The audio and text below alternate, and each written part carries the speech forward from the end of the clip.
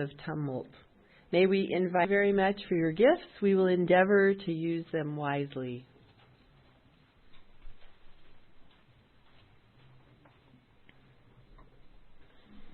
In the spirit of this month's theme, let us now turn our attention to Reverend Charlie.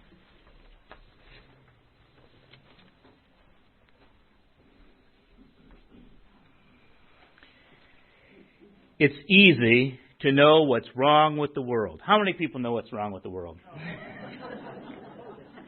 It's easy to complain about the government. We're in the midst of impeachment proceedings. That is an indication, no matter what side of the political spectrum you're on, whenever impeachments and proceedings have happened in my lifetime, it means that a lot of people are upset, outraged. There's gun violence, the plight of the Kurds, Brexit, climate change. The world is on fire, mixed with hurricanes and floods. How do we restore our souls? How do we restore our hope in the world? How do we find faith in ourselves, find faith in one another, or faith in anything? But there's a different way of looking at things. What if we focused on strengths? There's a different way of listening. What if we tuned our ears towards harmony? There's a different way to talk about the world. What if we spoke of the good? There's a different way to feel. What if we noticed the joints that don't ache? Pain steals our focus. We act if the injury is the only thing. The moment we stub our toe, we become the pain in our toe. And we lose all sense of proportion. When we count our blessings, we often find that they outnumber our curses.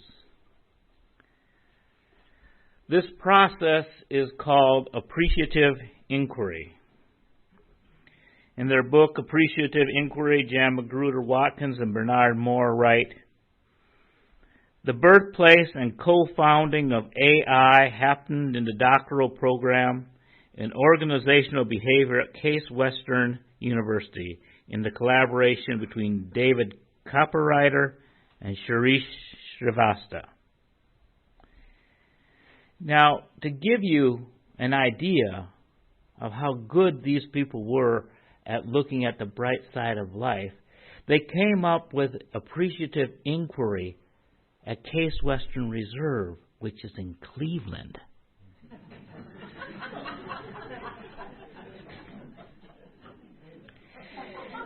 Hey now. Appreciative inquiry is the cooperative search for the best in people.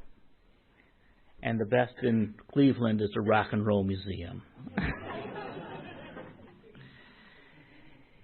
It involves systematic discovery of what gives a system life when it's most effective and capable, in economic, ecological, and human terms. Appreciative inquiry involves the art and practice of asking questions that strengthen a system's capacity to heighten positive potential. It mobilizes inquiry through crafting an unconditional positive question, often involving hundreds and thousands of people. Mark Branson applied this project to religious organizations, and he asked congregations to think, remember your first experience when you were most alive, most motivated and excited about your involvement in the church. What made it exciting? Who else was involved? What happened? What was your part? Describe what you felt. What do you value most about church? What activities or ingredients or ways of life are important? What are the best features of this church? What are the central characteristics or ways of life that make our church unique? What is most important about our church? or make 3 wishes for the future of the church. Appreciative inquiry is implicated through the 4D cycle. It seems that all these things, last week I went through all these initials of ways to solve problems, and I guess people who appreciate the good also like acronyms. And there's a 4D, and Voyle consultants added a 5th one, which is to define.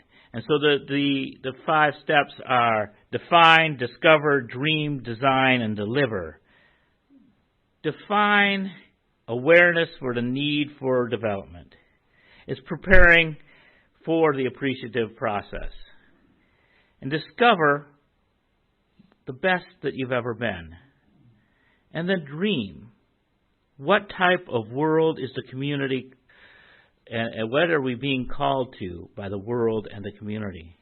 What will our organization look like in 5 years? 4 is design, and that's aligning those ideals and values and structures and developing an achievable plan and steps to make the vision a reality. And 5 is to deliver, achieving the organization's destiny. I like the addition of the define phase because it calls for the awareness of the need for development. I don't think there's ever been a time in my life when I've been satisfied. When things are going bad, I want them to be good, and when things are going good, I want them to be great. And if they ever get great, I'll probably want them to be even better. And so that awareness that problems always exist and that things can always get better and that there will always be barriers saves appreciative inquiry from being an exercise in self-delusion of just, I dream of a world, if I dream it, be it. It seems like that skips a lot of steps. It seems you have to be clear-headed about what your situation is and define it. The definition stage is where we commit to the need to change. And it's also a realization that the old ways of problem solving is likely to get the same results. By focusing on our problems, we magnify them. The evil can overwhelm us. But by focusing on our assets, we make ourselves stronger than most of the problems that come our way. Committing to the positive is the primary task of the defining phase. We refuse to be defined by our problems. We refuse to be defined by the evil we face. Instead, we define what the future should be. The discovery phase is when we remember the good in the world, in our organization, in ourselves. I arrived in this town 2 weeks after a hurricane, and I saw local people and strangers from afar coming together to help. I saw resilience, perseverance, and strength. It was good to be in the middle of it. We live so much of our world kind of separated by our screens, but to see it in real life makes it real. And social media can give us a false sense of power. There's this call-out culture that makes us feel that if we tell someone that they're wrong, we have done something. I pressed the anger emoji. I'm a social activist. We think things will get better if only we can find the right person to blame. But things will only get better if we act better, if we do something positive. Focus on the good we can do. Remember the tools that one has to face adversity.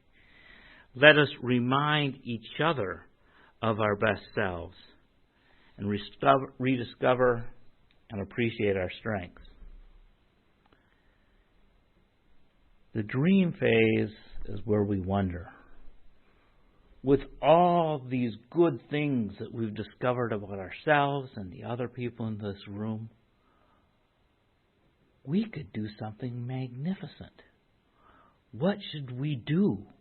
What is calling to us with our unique collection of skills and passions?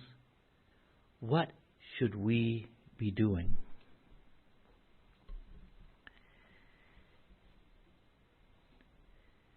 We've done lots of things in the community with other communities, non-UUs, working with religious community services, working with the Duffyfield Collective, working with the CCDRA, Craven County Disaster Relief Association, working with the Refugee Ministry. And in all these efforts, it's good to be present, because we have stopped preaching to the choir and are taking our values out in the community to let people know this is what a UU looks like. So often, especially I think in our congregations that are in the South, people move from up north and say, where are the liberals? Oh, they're at the UU. And there can be kind of a bunker mentality, that this is the one place where we can be ourselves. It's a safe harbor. But any of you who have boats know that boats aren't meant to live in the harbor. The harbor is where you strengthen the boat so it has the strength to go out and face all the things that it could do, where it can become all that is possible. The design phase is where we take those concrete steps to do our Unitarian Universalism in public. And then we also need to do some introspection. Because sometimes we do not know what to share because we do not know what we ourselves believe. We must be able to articulate our values to ourselves before we're able to tell people anything about what inspires us. The fifth D stands for deliver or destiny. We deliver the work necessary to achieve our destiny. We live as if we are already there. If you have a goal about your weight, think about, what would I do if I weighed a different weight? And start doing those things today. You might not be able to run 5 miles today, but if you start running 5 yards and say, well, that's what I can do today, you might get to 5 miles someday. And we're not the biggest church in town. And we might not be the biggest church ever as far as numbers, but we are growing pretty fast. But we can have a big impact by being present and letting people know. I've often heard that UUs, well, here's one way I describe UUs to people. UUs are like Quakers who can't shut up. We have our truth and we make ourselves known and we share. And we can have a big influence regardless of our numbers. So I want you to think today and the weeks going forward, what are those things that you love about this congregation? When you're talking at coffee hour today, there's lots of things to talk about. But why don't your first question to each other be, what is good about this place?